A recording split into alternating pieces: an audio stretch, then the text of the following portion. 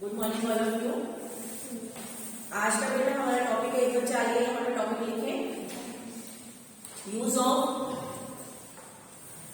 Of assistive devices.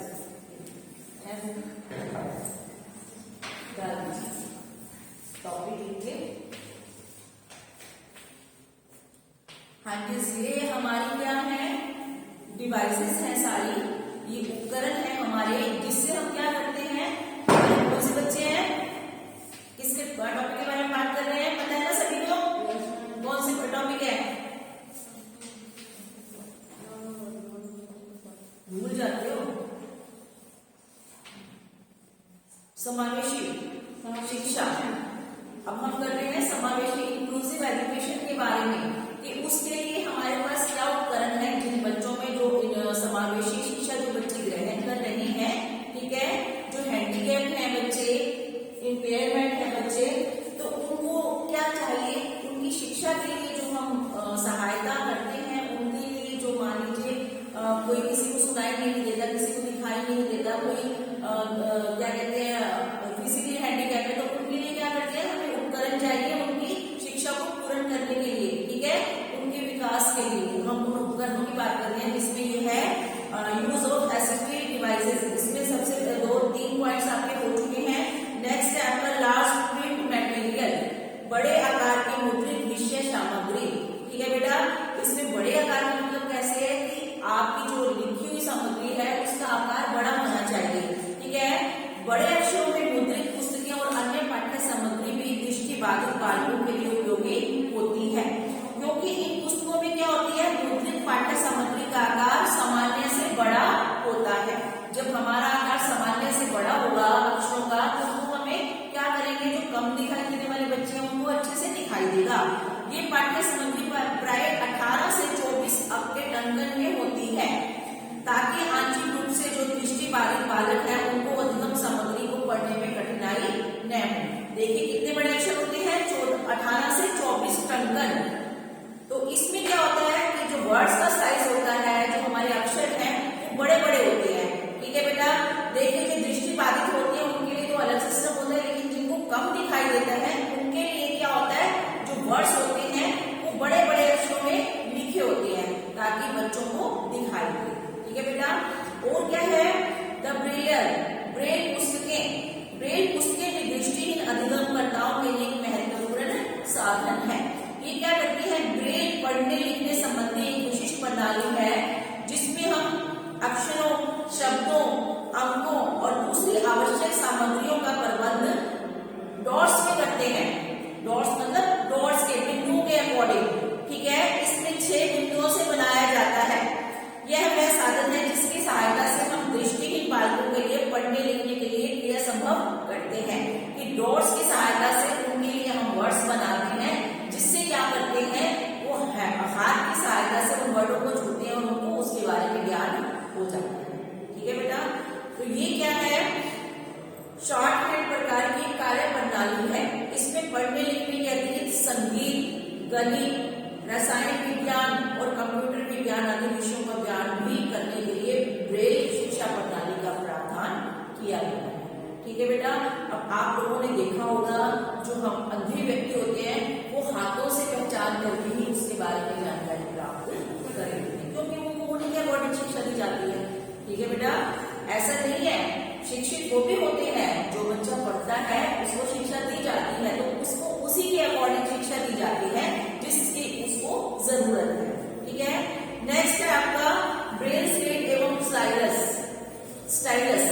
इसमें क्या है, यह भी क्या है, सामग्री का प्रयोग होता है, दृष्टिहीन बालक करते हैं इसका, ठीक उसी प्रकार जिस प्रकार सामान्य बालक पेन और पेपर का प्रयोग करते हैं। इसमें क्या करते हैं, इस उपकरण का प्रयोग दृष्टिबाधित बालक कक्षा में पाठ्य सामग्री को लिखने के लिए करते हैं। ये भी क्या है, लिखने का जो उपकरण होता है, कि बच्चे इसमें लिखने का कार्य करते हैं, जो क्या होते हैं, दृष्टिबाधित। नेक्स्ट है टॉकिंग कैलकुलेटर, बोलते कैलकुलेटर।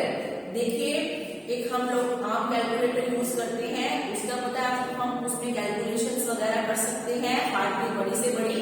तो ये क्या है, बोलते कैलकुलेटर। इसमें क्या है कि इस उपकरण का प्रयोग जो दृष्टिबाधित और कर सकते हैं, इनकी दृष्टि में थोड़ी कमी भी है या पूरी तरह से जो अंधे हैं।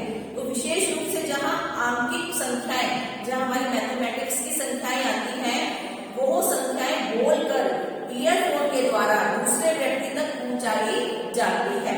आज अगर आप लोगों को मालूम है ईयरफोन क्या होता है, कानों में लगाने का यंत्र, ठीक है। तो इस उपकरण के द्वारा एक के दूसरे तक पहुंचाई जाती है। यह उपकरण जो हमारी मैथमेटिक्स कैलकुलेशन है उसको शिक्षण अधिगम में विशेष रूप से उपयोगी होता है, ठीक है बेटा। ये अलग अलग तरह के उपकरण है। उसके बाद है ब्रेल शीट। ब्रेल शीट क्या होती है, शैक्षिक कार्यक्रमों में यह साधन विशेष रूप से उपयोगी है। इस शीट के द्वारा दृष्टिबाधित बालक उपयोगी ढंग से तब तक कर सकता है इसके कार्य जब उसने ब्रेलर और स्लेट, जो ब्रेल स्लेट होती है, का प्रयोग करना सीख जाता है, ठीक है। इसको क्या होती है, ब्रेल शीट, ये भी एक अलग तरह का उपकरण है जिसको ये जो दृष्टिबाधित बालक है यूज करके अपने आप को, अपनी जो स्टडी है उसको कंप्लीट करते हैं, ठीक है बेटा। उसके बाद स्पेशलाइज्ड उपकरण, इसमें क्या होता है, दृष्टिबाधित बालकों के लिए कुछ अलग से भी उपकरण होते हैं, जैसे टेप रिकॉर्डर, रेडियो, ठीक है। विशिष्ट प्रकार के नक्शे जो हमारे भूगोल अध्ययन के लिए और काफी सब्जेक्टों में भी यूज किए जाते हैं। जो दृष्टिबाधित बालक है उनकी शिक्षा में दृष्टि संकेतों की अपेक्षा जो करणगत संकेतों का प्रयोग अधिक लाभकारी होता है। कहने का मतलब जो उनको सुनाई, करण क्या होता है, कान होते हैं, जो कानों से सुनाई देती है चीजें, उससे उनको क्या होता है, काफी कुछ पता चल रहा है, ठीक है। यही कारण है कि टेप रिकॉर्डर के प्रयोग का प्रचलन भूगोल, इतिहास, सामान्य ज्ञान और भी भाषाओं में किया जाता है, ठीक है बेटा। इस प्रकार जो आपको मैंने बताया कि मैथ कैलकुलेशन के लिए एबाकस यंत्र है, अबाकस, उसके लिए उसको क्या करते हैं, जितनी भी बड़ी से बड़ी कैलकुलेशन हो उसके लिए यूज करते हैं। जो अंधे बालक होते हैं, दृष्टिबाधित बच्चे होते हैं, उस अबाकस की सहायता से बड़ी कैलकुलेशन को हल कर लेते हैं। वो भी एक यंत्र होता है। जैसे छोटे बच्चों को क्या होता है, काउंटिंग करने के लिए उसके अंदर कुछ हम बंटे वगैरह से कुछ होते हैं ना, सर्कल से डाल देते हैं, तो हाथ की सहायता से वो यूं आगे पीछे करते हैं। ऐसे ही अबाकस यंत्र होता है। उसमें भी क्या करते हैं हम, उसमें छोटे छोटे कंचे टाइप के गोल गोल मतलब वो बने होते हैं, तो उसमें क्या करते हैं हम उसको आगे पीछे हाथ की सहायता से हाथ लगा के पता चल जाता है कि किस तरह से हम काउंटिंग कर सकते हैं। नेक्स्ट है आपका devices used for hearing impaired children. श्रवण असमर्थी बालकों के लिए और जो सहायक उपकरण वो दृष्टिबाधित के लिए थे, ये है श्रवण बाधित के लिए, जिनको सुनने में प्रॉब्लम होती है। देखिए, श्रवण बाधित अधिगमकर्ताओं के लिए कान के 3 भागों में से किसी भी भाग अथवा श्रवण यंत्र की रचना में किसी भी प्रकार का विकार होने से, हमारे क्या है 3 पार्ट है कान के, ठीक है। तो उसमें किसी भी उसमें दिक्कत आती है, किसी भी उसमें विकार है, उस विकार के कारण श्रवण असमर्थता उत्पन्न हो जाती है, सुनाई देना बंद हो जाता है। तो श्रवण असमर्थता मंद से अधिक तीव्र गति से भी, मंद गति से भी हो सकती है और तीव्र गति से भी। कहने का मतलब किसी को कम सुनाई देता है, होता है ना, कई बच्चे कहते हैं मैडम जोर से बोलो या जोर से सुनाओ। उन बच्चों को क्या है, कान में कोई प्रॉब्लम है तभी कहते हैं ना बेटा। कई बच्चों को क्या होता है, हम जोर से बात करते हैं फिर भी उनको कम सुनाई देता है, तब टीचर को पता चलता है कि इसको दिक्कत है, हियरिंग इम्पेयरमेंट है इसको, ठीक है बेटा। तो उसके लिए क्या है, श्रवण संबंधी जो सहायक उपकरणों का प्रयोग बालक की असमर्थता की तीव्रता पर निर्भर करता है कि उसको किस चीज की जरूरत है। तो इस श्रवण जो क्षमता है, बहरे बालकों को विद्यालय में शिक्षा संबंधी अनेक समस्याओं का जिनको सामना करना पड़ता है उसके लिए जरूरी होती है, ठीक है बेटा। तो इनकी सहायता से हम उनका जो विकार है उसको हम दूर कर सकते हैं। तो इसमें क्या है, हियरिंग एड्स कौन से होते हैं, श्रवण उपकरण और असमर्थी जो बालकों के लिए यूज होते हैं वो होते हैं हेडफोन अथवा ध्वनिवर्धक का प्रयोग, तथा तीव्र श्रवण बाधितों के लिए उपयोगी होता है जो हमारा हेडफोन आजकल यूज करते हैं, जो हम सिर पे लगा के हेडफोन होता है, कानों में ऐसे हमारे बने होते हैं, वो कानों में हम लगा लेते हैं, उस यंत्र को हेडफोन बोलते हैं। इनसे दूसरे व्यक्ति द्वारा संप्रेषित सूचना वर्धन तीव्रता से सुनाई देती है, ठीक है। आपस में क्या करेंगे, उसको जोड़ देते हैं दूसरे व्यक्ति के उपकरण के साथ, तो उससे क्या होता है, उसको आपस में कनेक्टिविटी होने से वो जुड़ जाते हैं, ठीक है बेटा। सूचना का ठीक ढंग से श्रवण कर पाना अधिगम में स्पष्टता और सरलता लाता है। आप लोगों ने ये भी देखा होगा जो हमारी लैंग्वेज लैब होती है उसमें हम क्या है जो प्रोनाउंसिएशन गलत करते हैं वो सही बताता है हमें। देखा कभी लैंग्वेज लैब भी यूज करके कानों में ईयरफोन लगा के, तो इसी तरह से ये भी ऐसे ही यंत्र होते हैं। इस प्रकार जो श्रवण सहायक उपकरण होते हैं वो वैयक्तिक और सामूहिक प्रयोग दोनों के लिए होते हैं। ठीक है, तो सामूहिक श्रवण उपकरण में एक ही ध्वनि वर्धक होता है। इसमें क्या होता है, फोनिक कान एवं शून्य ट्यूब उपकरण, ये नाम है इनके, phonic year and the vacuum tube hearing aid.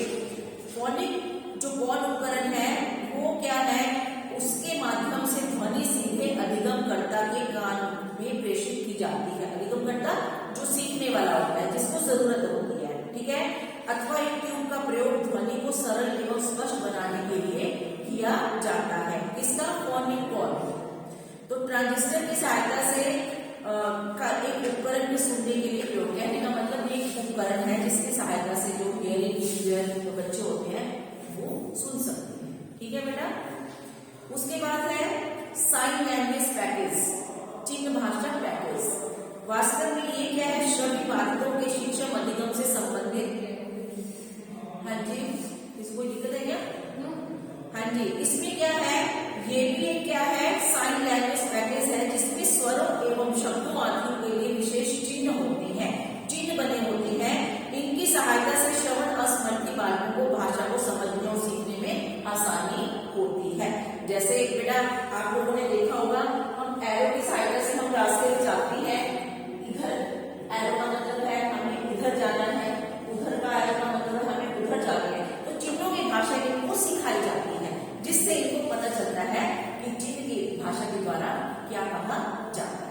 ठीक है बेटा, ये फॉर एग्जाम्पल दिया है, ऐसे बहुत से चिन्ह आप लोगों को भी पता होगा, हमारे कुछ सब्जेक्टों में चिन्ह होते हैं जिसकी सहायता से हम पता लगा लेते हैं कि ये भाषा क्या कहना चाहती है। ठीक है, तो इसलिए इनको चिन्हों की भाषा भी सिखाई जाती है। ठीक है, उसके बाद में टेलीफोन, टाइपराइटर, कंप्यूटर के कुछ संयुक्त रूप जैसा कि एक उपकरण होता है जिसकी सहायता से हम कई प्रकार के जो वीडियो टेप्स होते हैं उसकी सहायता से हम इनके जो क्या कहते हैं उपकरण होते हैं वो यूज करते हैं। और क्या है आपका श्रवण सहायक वेस्टेज, ओवरहेड प्रोजेक्टर, दर्पण, फ्लैश कार्ड्स, शिक्षा खेल सामग्री एवं टॉयज, इन सब चीजों का प्रयोग करके हम जो इम्पेयरमेंट बच्चे होते हैं, हियरिंग इम्पेयरमेंट बच्चे होते हैं, उनकी विकार को दूर करके हम इनको शिक्षित कर सकते हैं। ठीक है बेटा, ये सारे हमारे क्या थे, उपकरण थे। उसके बाद है श्रवण सहायक ये अस्थिबाधित बालकों के लिए डिवाइसेस फॉर, जो हमारे अस्थिबाधित होती हैं, इम्पेयर्ड चिल्ड्रन जो हमारे होते हैं, इसमें हैंडीकैप्स बच्चे, इनको हम हैंडीकैप बोलते हैं। फॉर एग्जाम्पल जो शरीर के किसी भी अंग में दिक्कत होती है जिनको, उनको हैंडीकैप बोला जाता है, जो हमें दिखाई देता है बाहर से। ठीक है, अस्थिबाधित बालक से अभिप्राय व्यक्ति के शरीर के किसी भी अंग एवं भाग में ऐसे दोष और विकृति से होता है जिससे उसकी मांसपेशियां, जोड़ों और हड्डियों की सामान्य क्रियाओं में बाधा उत्पन्न होती है। मान लीजिए किसी के हाथ में प्रॉब्लम है, किसी के पैर में प्रॉब्लम है, ठीक है, किसी के लिखने में प्रॉब्लम है, आगे वाला हाथ काम नहीं करता हो, तो इस तरह से उन बच्चों के लिए जो उपकरण यूज होते हैं वो क्या होते हैं, ये अस्थिबाधित उपकरण होते हैं।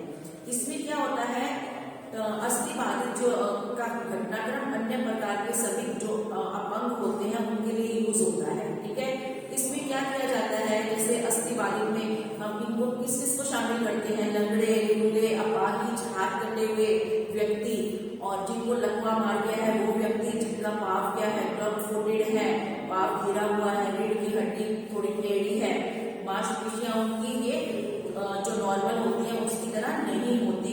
इन और कौन सी हो सकते हैं, इनमें जो कई बार किसी को प्रॉब्लम हो जाती है, कोई बीमार हो जाता है, उसके कारण भी हम हैंडीकैप हो सकते हैं। ठीक है, कई लोग दुर्घटना के कारण भी सही बनता है, मान लीजिए कार दुर्घटना हो जाती है, बस दुर्घटना हो जाती है, उसमें उसका हाथ पैर कट जाता है। ठीक है, तो इसमें हम कई तरह के ये बात इम्पेयरमेंट जो होते हैं अस्थिबाधित उनको काउंट करते हैं। तो इनके लिए क्या क्या उपकरण होने चाहिए, देखिए लैब बोर्ड, पेस्ट टर्नर, मोटे पेन और मोटे पेन होल्डर आदि का प्रयोग अस्थिबाधित बच्चों को पढ़ने लिखने के उद्देश्य के लिए करना चाहिए। कि इस तरह से होते हैं बनेगा कि जो इनके अंगों में सहायक हो, अंगों की सहायता कर सके, उसको लिखने पढ़ने में दिक्कत ना हो। ठीक है बेटा। और क्या है, इनको फर्नीचर सामग्री भी ऐसी चाहिए जो बाधित बालक है इनको, कि बालकों को बैठने में, उनको लिखने में, ठीक है, कोई दिक्कत ना आए। जैसे मेज कुर्सी का आकार क्या होता है तथा ऊंचाई बाधित बालकों के अकॉर्डिंग भी रखी जाए। कई बच्चे क्या होते हैं जो पैर से हैंडीकैप है, वो क्या करते हैं, नॉर्मल जो क्लास में बच्चे बैठे होते हैं उनकी तरह उस मेज कुर्सी पे नहीं बैठ सकते, तो उनके लिए कैसा इंतजाम होना चाहिए, अलग से टेबल और चेयर का इंतजाम होना चाहिए। ठीक है बेटा, ताकि उनको दिक्कत ना आए। ठीक है, बालक की बैठने की व्यवस्था सही होनी चाहिए ताकि बच्चा सही ढंग से सीख सके। और क्या होते हैं, बैसाखियां, पहियों वाली कुर्सी, और एक होती है बंदनी, स्ट्रैप ब्रैचेस होती है, उसको हम यूज करते हैं। ठीक है, ये अलग अलग उपकरण हैं जो हैंडीकैप बच्चों के लिए यूज किए जाते हैं। डेस्क पर पेपर टेपिंग करना ताकि हाथ संबंधी सामंजस्य बनाने में सहायता हो सके। हमारी पेपर टेपिंग होती है, एक डेस्क पर ही रखी जाती है, उसके थ्रू हम बच्चे लिख सकते हैं जिनको हाथ में जिनको प्रॉब्लम होती है। डेस्क पर पेन, पेंसिल तथा कार्बन वर्तिका आदि को टिकाने के लिए क्या किया जाता है, इनका यूज किया जाता है। पुस्तक में रखने के लिए होल्डर आदि की व्यवस्था होनी चाहिए ताकि इन बच्चों की जो असमर्थता है उसको दूर कर सके। उसके बाद आ जाता है बेटा वाणी, devices for speech disable children, जिनको वाणी असमर्थ है, जो वाणी असमर्थ, बोलने में जिनको दिक्कत आती है, उनके लिए कौन से उपकरण होने चाहिए। हाँ जी, जिनको बोलने में दिक्कत आती है उनके लिए वाणी, जो बाधित बच्चे हैं वो भी एक क्या है, हमारे लिए एक समस्यात्मक बालक है बेटा, जो बोल नहीं सकते उसके लिए भी बहुत बड़ी समस्या है, हम उसके विचारों को, उसके भावों को नहीं समझ पाते। ठीक है, अब आपके अंदर क्या चल रहा है मुझे क्या पता, जब तक आप विचारों से व्यक्त करके नहीं बताओगे। ठीक है, तो इसलिए इन बच्चों के लिए भी बड़ी दिक्कत आती है। तो शिक्षा ग्रहण करने वाले बालकों में वाणी बाधिता बालकों की संख्या पर्याप्त रूप से अधिक होती है, ये बच्चे ज्यादा होते हैं संख्या में। उपयुक्त वाणी भाषा विकास के लिए वाणी तंत्र रचना के पक्षों में विकास होना इनके लिए बहुत ही जरूरी है। इनमें कौन कौन से हम क्या क्या यूज करते हैं, देखिए, वाणी संबंधी दोषों का संबंध संचार में किसके लिए उच्चारण संबंधी दोष भी हो सकते हैं। ठीक है, लय और ताल संबंधी दोष भी हो सकते हैं। इसमें जो भाषा का दोष है वो होता है मोस्टली नाक से बोलना आदि भी वाणी दोष के संबंधी में आते हैं। कई बच्चे क्या करते हैं, नाक से बोलते हैं, नाक से सुनिए आप लोगों ने आवाज, कई बच्चे मैं नहीं खाऊंगा, मैं नहीं खाऊंगा, तो ये भी वाणी दोष है। ठीक है, तो इसके लिए उनको क्या करना पड़ेगा, ऐसे ऐसे यंत्रों का प्रयोग करना पड़ेगा जिससे उसका वाणी दोष क्या करें, हम उस विकार को कम करने या खत्म कर सकें। ठीक है, तो इसके लिए हम अलग अलग सामग्री है इन्होंने बताई है। वाणी बाधिता के जो बालक हैं, बाधिता का ऐसे बालकों को श्रवण सुविधा की दृष्टि से श्रवण सहायक उपकरणों की आवश्यकता होती है। ठीक है, तो बोलते समय क्या होते हैं ये, कई बार क्या होती है, इनको बोलने में बहुत दिक्कत आती है। ये क्या करते हैं, चित्र, रेखा चित्र एवं मॉडल, वाणी तंत्र तथा ध्वनि उच्चारण संबंधी प्रक्रिया को स्पष्ट करने के लिए चित्र, रेखा चित्र और मॉडलों का यूज करते हैं। ठीक है बेटा, टाइपिंग बोर्ड और क्या चीजें यूज करते हैं, कृत्रिम अंगों का भी, मान लीजिए जिसका हाथ नहीं है या पैर नहीं है, वो कृत्रिम अंगों के द्वारा वो यूज कर सकते हैं। ठीक है, और सॉरी हम वाणी वाला कर रहे हैं, हैंडीकैप पे पहुंच गए। हाँ जी, अगर वाणी में थोड़ी सी भी दिक्कत आती है, इनके उपकरण हमें इसके द्वारा हम क्या करेंगे, बच्चों की स्टडी को कंप्लीट करेंगे। ठीक है, और कौन सी चीजें होती है, आगे है श्रवण कैसेट तथा टेपिंग, नासिका अशुद्धियों का अनुवाद संबंधी दोषों के उपचार के लिए श्रवण कैसेट और टेपिंग यूज की जाती है। ठीक है बेटा, क्या क्या यूज होती है, कैसेट